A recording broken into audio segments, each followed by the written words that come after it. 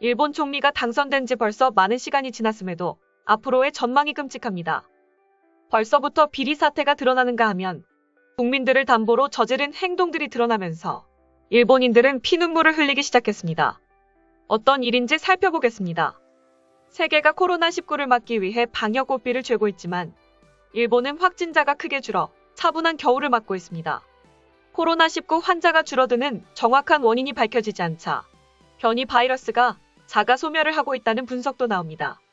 심지어 구충제 아이버맥틴이란 구충제가 코로나를 박멸시킨다는 가짜뉴스가 온라인상에 빠르게 유포되고 있습니다. 해외 과학 전문 매체 아이플사이언스는 소셜미디어에 일본이 백신 배포를 포기하고 구충제 아이버맥틴으로 코로나를 치료하는 데 주력하면서 코로나 감염이 거의 하룻밤 사이에 사라졌다는 주장이 나돌고 있다. 하지만 이것은 전혀 사실이 아니다라고 보도했습니다. 전문가들은 아이버맥틴의 코로나에 대한 효능이 아직 검증되지 않았다며 가짜뉴스에 현혹되지 말 것을 당부하고 있습니다. 일본이 코로나 백신 사용을 중단한 적이 없고 아이버맥틴을 코로나 치료제로 공인하지도 않았다는 것입니다. 아이플사이언스는 지난 8월 도쿄도리비료협회장인 오자키 하루오 박사가 코로나에 대한 구충제의 효능에 대해 한 발언을 잘못 해석한 부분도 있다라며 오자키 박사가 구충제에 대해 긍정적인 언급을 하긴 했지만 일본 정부는 이를 받아들이지 않고 있다고 말했습니다. 이어 몇몇 초기 실험에서 구충제의 코로나 치료 가능성은 있었지만 추가적인 연구는 여전히 이 약이 코로나 감염자에게 실질적인 혜택을 준다는 것을 보여주지 못하고 있다라며 최근 한 코로나 관련 구충제 연구는 데이터 조작과 윤리적 문제 때문에 철회된 바 있다고 덧붙였습니다. 일본 정부에서도 확진자 감소 요인을 뚜렷하게 설명하지 못하면서 생긴 문제라는 것입니다. 26일 일본 후생노동성에 따르면 전날 보고된 코로나19 신규 환자는 112명입니다. 사망자는 1명입니다. 같은 날 한국에선 3,901명이 확진됐고 39명이 숨졌습니다. 하루 2만 명 넘던 일본의 코로나19 환자가 1,000명 아래로 떨어진 것은 지난달 초부터입니다. 매일 5만 명 넘게 검사받는 것을 고려하면 검사 수치와는 관련이 없는 것으로 보이는데요. 일본의 코로나19 백신 접종 완료율은 76.9%입니다.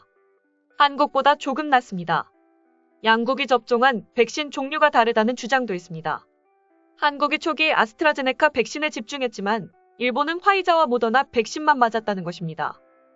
하지만 아스트라제네카 백신을 많이 투여한 영국은 비교적 안정적으로 코로나19를 관리하고 있습니다.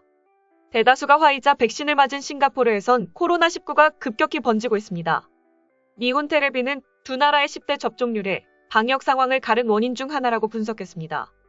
일본의 10대 접종률은 68.7%지만 한국은 15.4%에 불과하다는 것입니다. 그러나 이들 연령층은 전체 인구에서 차지하는 비중이 크지 않습니다. 확진자 감소의 주된 요인으로 보긴 힘들다는 것입니다. 또한 일본에서 코로나19에 감염된 뒤 회복해 면역을 얻은 사람이 많아졌다는 자연 감염론도 고개를 들고 있습니다. 이 이론 또한 일본보다 유행이 컸던 유럽에서도 재확산하는 것을 보면 설득력이 떨어집니다. 알고 보니 진짜 이유는 따로 있었습니다. 검사비가 유료의 20만 원이라는 점, 치료비를 본인이 부담해야 한다는 점, 낮은 성능의 검사와 아주 느리고 작은 검사 수, 그들만의 통계 기법, 그리고 무엇보다도 정치적 계산과 계획이 들어간 치명적인 비리의 산물이라는 겁니다. 일본이 위드 코로나를 선언할 대로 거슬러 올라가 보겠습니다. 일본이 위드 코로나로 방역 체계를 전환한 건 확진자가 크게 줄었다는 판단에서였습니다. 실제 지난 8월 도쿄올림픽 직후 2만 5천 명을 넘던 신규 확진자 수는 당시 2천 명을 밑돌았습니다. 9월 1일 기준으로 일본 신규 확진자는 1,817명으로 같은 날 2,247명이 양성 판정을 받은 한국보다도 낮은 수준을 기록했습니다. 불과 두 달 만에 확진자가 92% 감소할 수 있었던 건 단순히 백신 접종률이 올랐기 때문만은 아니라는 지적이 나온 것입니다.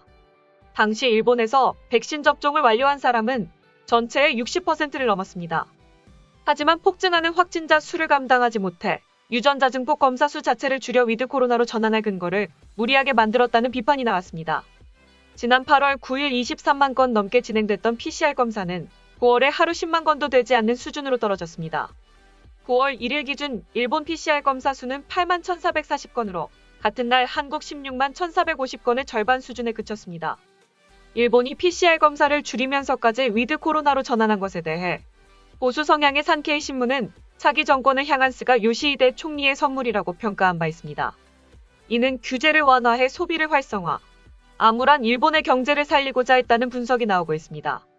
실제로 지난 7월부터 이어진 긴급사태 선언으로 음식 및 숙박 등 대면 서비스업에서 최대 60만 명이 일자리를 잃었으며 경제 손실이 약 5조 7천억 엔에 달한 바 있습니다. 이어 계속된 긴급사태 선언으로 높아진 국민 피로감도 위드 코로나 전환에 한몫했습니다. 서비스업 종사자들을 향한 고객의 폭언과 폭행 등 카스하라도 코로나와 관련한 사회적 문제로 떠올랐는데요.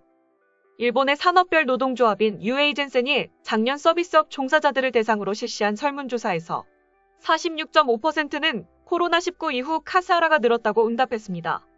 줄었다고 답한 이들은 3.3%에 그쳤습니다. 카스하라 피해 경험자 30% 이상이 마스크의 결함이나 가게 안에서의 마스크 착용 거부와 관련해 괴롭힘 당했다고 답했습니다. 위사례로 봤을 때 마치 일본 정부의 위드 코로나 선언의 정당성을 말하는 것처럼 보이는데요. 네티즌들 사이에선 취지는 좋으나 확진자 수 감소에 대한 정확한 설명이 부족한 것을 보아 앞으로의 타격이 걱정된다. 역시 무리하게 진행한 것으로 보인다라는 목소리가 나오고 있습니다. 확진자 수 감소에 대해 정확히 설명하지 못하며 위드 코로나 선언 또한 뚜렷한 대책 없이 진행한 만큼 후폭풍이 거세져야 하는 게 정상인데도 불구하고 이러한 결과가 나온 것에 의문이 들 수밖에 없는 상황인 것입니다.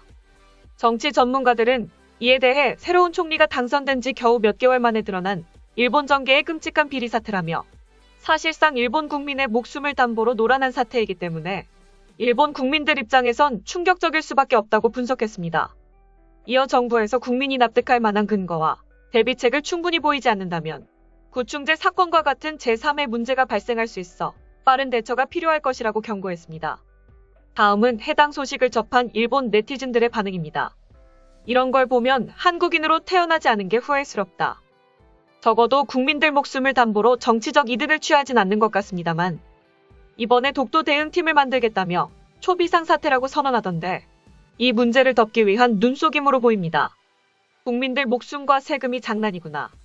차라리 독도 대응팀을 만들고 무력 전쟁을 하고 방위비를 올릴 돈으로 국민들이나 더 신경 써주면 좋겠습니다만 세금을 사용한 사업은 모두 조사, 검증과 정보 공개가 필요합니다. 아베, 스가, 기시다, 자민, 공명당 정권은 세금의 사용처나 검증, 정보 공개를 너무 소홀히 했습니다. 처음 구충제 얘기를 듣고 저런 걸 믿는 사람이 있나 생각했지만 오자키 박사가 긍정적으로 봤다는 말 한마디에 납득할 뻔했다. 정말로 효과가 있었다면 이 상황이 말이 되는 게 맞다만 결국 효과가 있는 게 아니었잖아. 세금은 국민의 혈세입니다. 사리사욕에 해를 끼치는 일은 없어야 합니다. 비리나 의혹에 연루된 의원들에게는 엄벌을 가해야 합니다. 일본을 좋게 만들려면 의원 개혁부터 철저히 할 필요가 있습니다. 정의를 배반하는 모든 행위에는 의원 신분 박탈과 공민권 정지 및 벌금을 부과해야 합니다. 지금까지 일본 집권 정치인들의 비리 소식을 접한 일본 네티즌들의 반응이었습니다. 내용 유익하셨다면 구독과 좋아요, 알림 설정 꼭 부탁드립니다. 여러분의 작은 행동 하나가 대한민국의 국격을 높입니다. 이 세상 모든 소식을 담은 오린박스는 내일도 최선을 다하겠습니다. 감사합니다.